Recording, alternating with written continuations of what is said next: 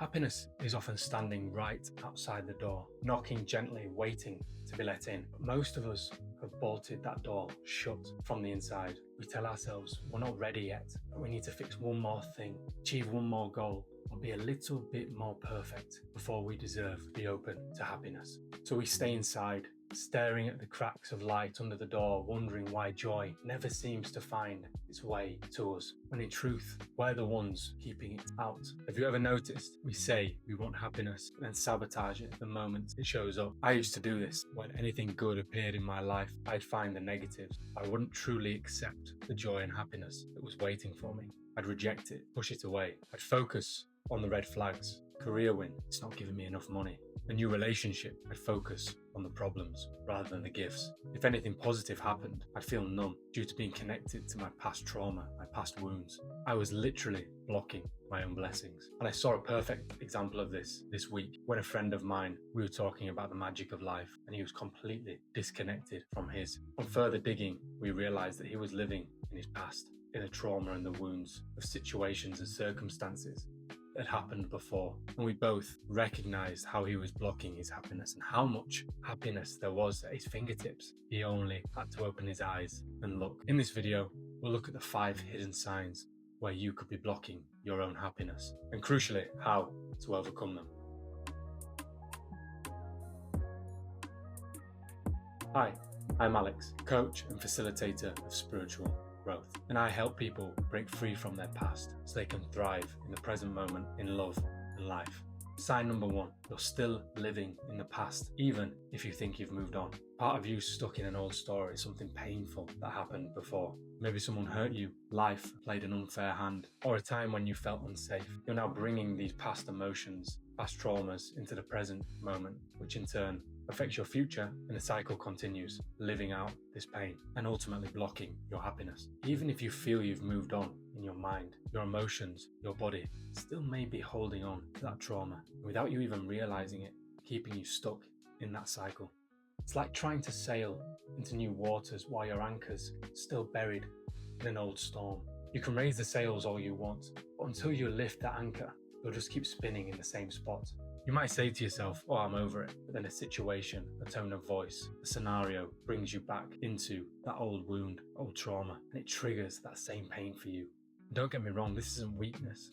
This is just your nervous system trying to protect you, because your nervous system doesn't know what's present, what's real now, and what isn't. And ultimately, as you're probably aware, you can't feel happiness if you're looking through the present lens with goggles of the past. It's about teaching your body and your heart that it's safe to live in the present moment, which breaks the cycle. Next time you catch yourself replaying a story in your mind or feel the emotions of a past event surface, put your hand on your heart and say to yourself, this was then, this is now, I am safe. And do this anytime you feel the wounds of the past anchoring you in the present moment, pulling you down. Just repeat that affirmation. That was then, this is now, I am safe. It sounds simple, but interrupting that pattern every time it surfaces over time will ultimately change your reality and help you stop living in the past and move forward to the future through the present moment and the happiness that is at your fingertip. Number 2, you confuse peace with boredom. You've lived in stress or fear for so long that peace actually starts to feel weird, even at times uncomfortable, unbearable.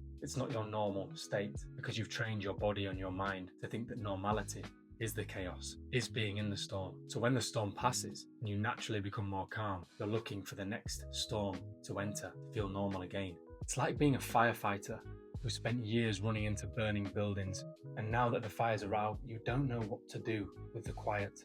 You start looking for smoke, just so life feels familiar again. It's almost like when things are going well, your brain sends a signal. This is strange. I'm out of the chaos. I'm out of the normality. How do I get back to that safety? You start looking for smoke just to feel normal again. But in that smoke, there's chaos. And when there's chaos, there's no presence. And when there's no presence, there's no happiness. And if you recognize yourself in this like I do, don't worry, you're not broken. You're just not used to peace yet. Learn to sit in the calmness and stillness of your own presence. Become more comfortable with it. Remember, you wanting to move from the calmness and the stillness isn't intuition. That's just your nervous system being addicted to drama. Try meditating, sitting still 5 to 10 minutes a day to start. At first, it will feel abnormal, uncomfortable. Stay with it, and after time, the stillness will feel normal, and you'll be able to recognize the happiness that awaits you. Sign number 3, you use busyness to avoid feeling.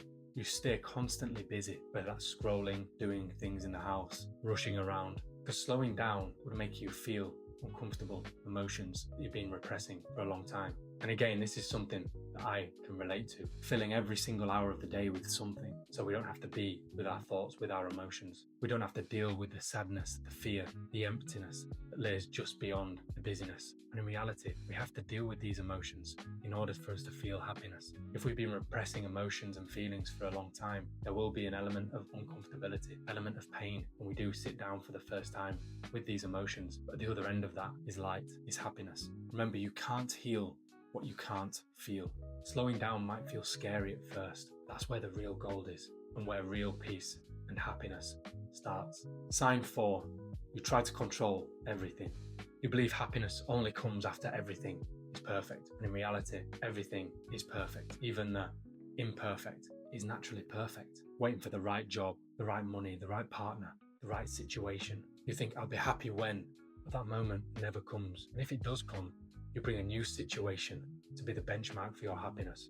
It's like keeping yourself in a cage because you're scared that the conditions aren't perfect to fly. You're trapped by fear, but in doing so, you never get to truly live. That's what trying to control every situation does to joy and happiness. Ultimately, we chase control and trying to control everything because it makes us feel safe. But in reality, we can't control everything. It's impossible.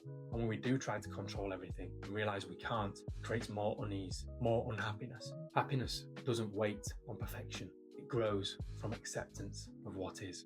You don't need to try and control everything and for every situation to be perfect, to feel good right now, in this moment, and feel happiness. And in letting go, you make room for joy. Sign number 5, you get scared when things start to go right. Do you ever get this? Just before life begins to change in a positive or level up, you become scared. The fear creeps in, the self-doubt arises, and you just feel like backing away and staying safe, staying in the comfort. It's almost like your system doesn't recognize or doesn't know how to handle things going right.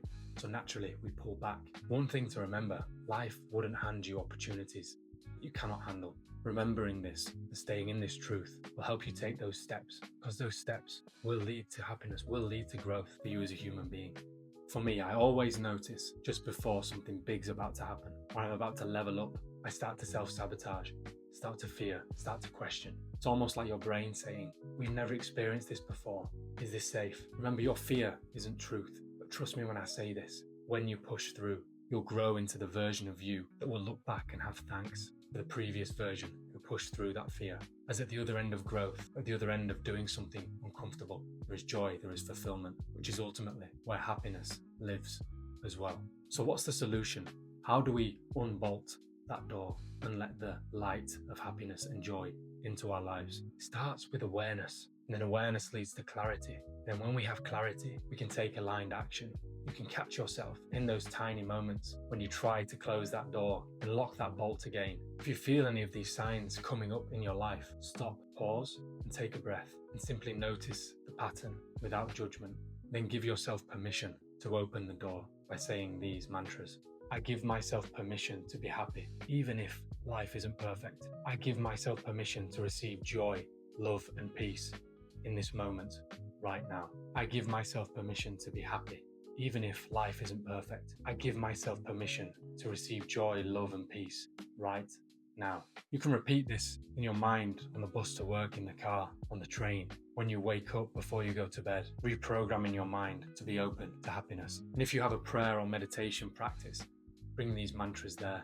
Ask for openness. Visualize yourself unlocking that door and opening it wide. Feel the light of happiness pouring in and touching your skin and your soul, because happiness doesn't need to be chased. It just needs to be welcomed.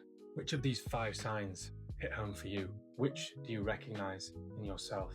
And which do you feel you can consciously work on moving forward to allow happiness into your life? And if you're ready to go deeper and break these habits, you can book a free discovery call, link in my bio. Because remember, your life begins with you.